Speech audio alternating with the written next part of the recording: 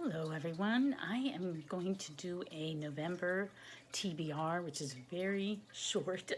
I'm only going to talk about 2 books, although I might have a couple of other books to throw in there. But anyway, it's Nonfiction November coming up, and I'm kind of excited about 2 of my choices. And I'm not sure about how this whole week leading up to Halloween, which is on Saturday, is going to be because we're planning a big Halloween party. I mean, it's not a big Halloween party. We're not inviting anybody except for my daughter and her husband and my grandson, but we have 7 people living here, so we're going to do trick-or-treating from our bedroom doors since they can't go out and trick-or-treat, the little 5-year-old. So anyway, so I'm going to be planning doing stuff for that, and I'm trying to finish up Bleak House, which I am now on page 676. So that's going along swimmingly. But anyway, this is about my TBR for November, Nonfiction November. But before I begin that, I want to do a shout out because I was watching Brian at Bookish, and he talked about how people don't finish watching to the end of the video. So you should do shout outs first. So I want to talk about a channel I just discovered called Book Text. And the young woman is named Tony. And she's great. She's just starting. I think she just started out. She obviously knows her stuff. And she begins Dear Reader, which I think is a wonderful way to begin a booktube video. And she has a word that she talks about, the word of the day or the word of the video. And then she just has a really great way of presenting her ideas about books and talking about books. Really enjoy her. So I will link below to Book Text, and I recommend visiting Tony there. So on to my exciting TBR for Nonfiction November. So I am the world's slowest reader this year because of many factors. And I mean, I'm just not reading at my regular rate, and here I am, a booktube person, and so I'm going for multum non multa. I decided not to get anxious about my lack of quantity of reading, but instead to take a different attitude and look at it as multum non multa, or much not many.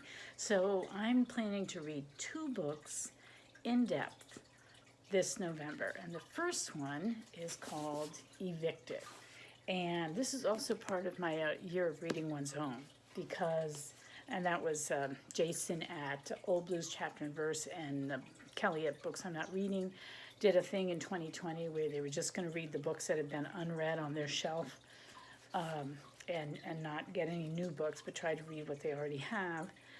And I really love that idea, and I've been trying to do that. I have not been faithful to it. I have bought books, but this has been sitting on my shelf, and I'd kind of forgotten about it.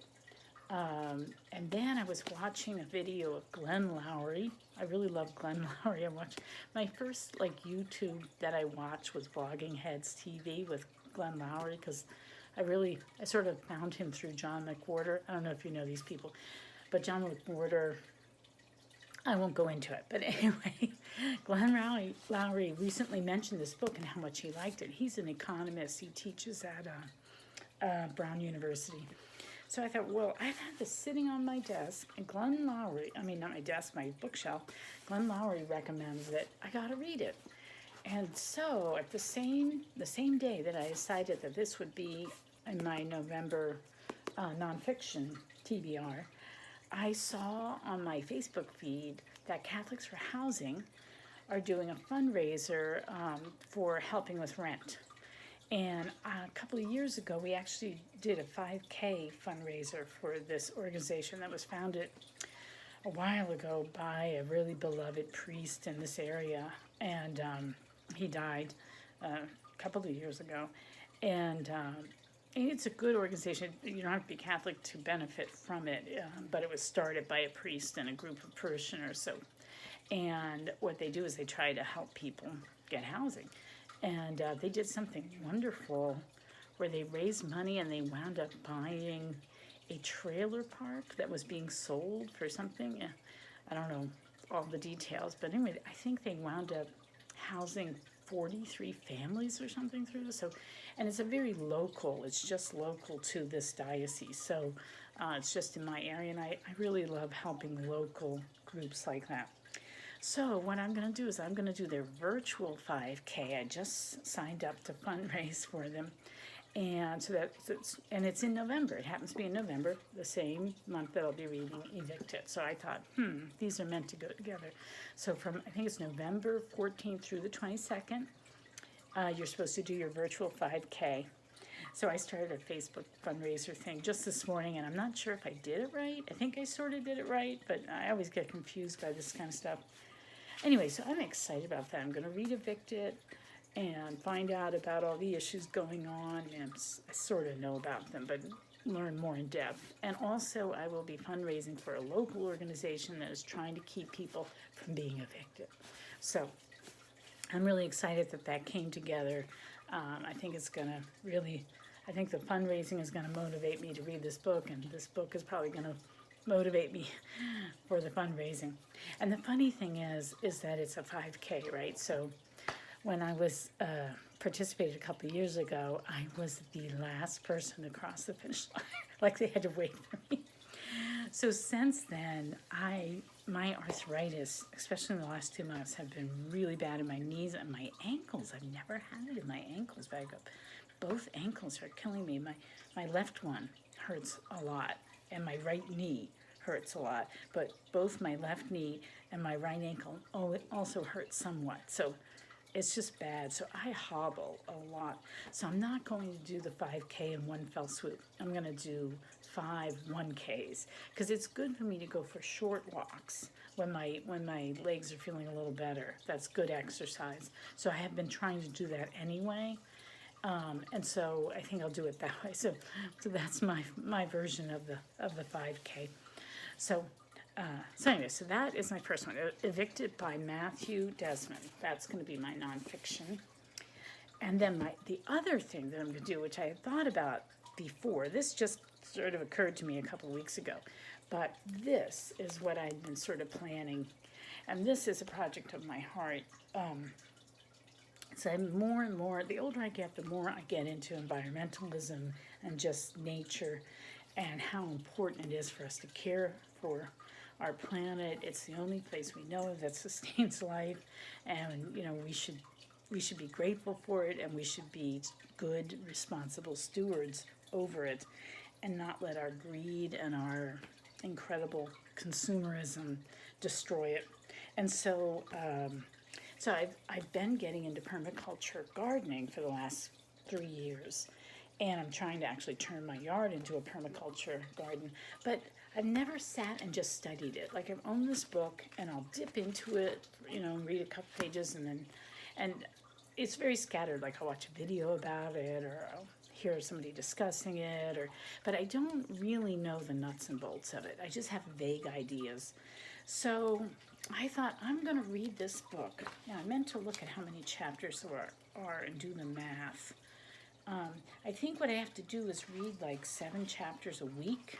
But what I'm going to do is I'm going to do a study of this book, Learning Earth User's Guide to Permaculture.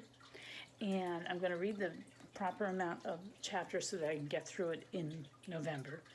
And I'm going to summarize for you. I'm going to try to summarize in 10 minutes or less what I've learned, like what the basic principles are, what are the important points, what are the good takeaways from this style of regenerative gardening. And I think it'll be really good for me, and I think it'll be a really good exercise for me. And I think this would be a fun book to show because it's got lots of good visuals. It's got, it's got nice drawings and diagrams and that sort of thing to explain things. So that's going to be my other project during Nonfiction November.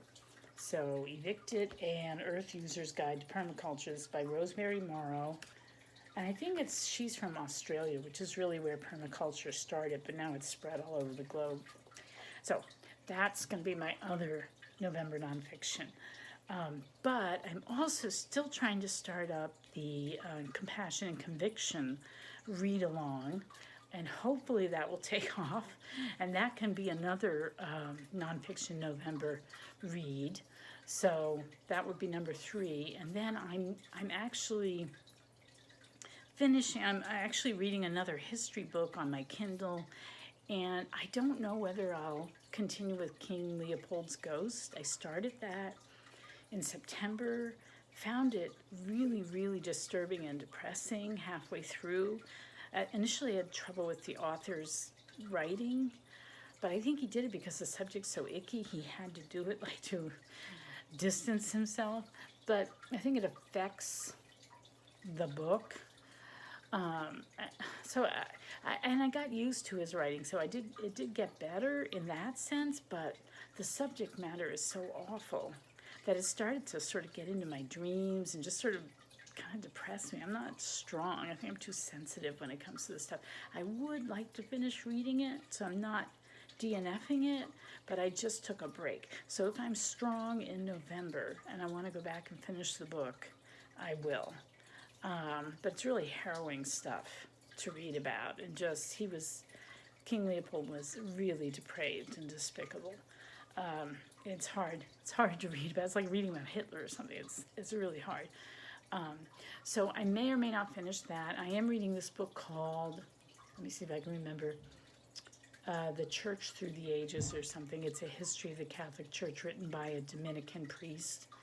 And it's kind of refreshing because it's sort of an alternative history to what you're usually is regurgitated in the media or popular history, and he kind of pokes at some of that, like he pokes at Karen Armstrong for being a sloppy historian.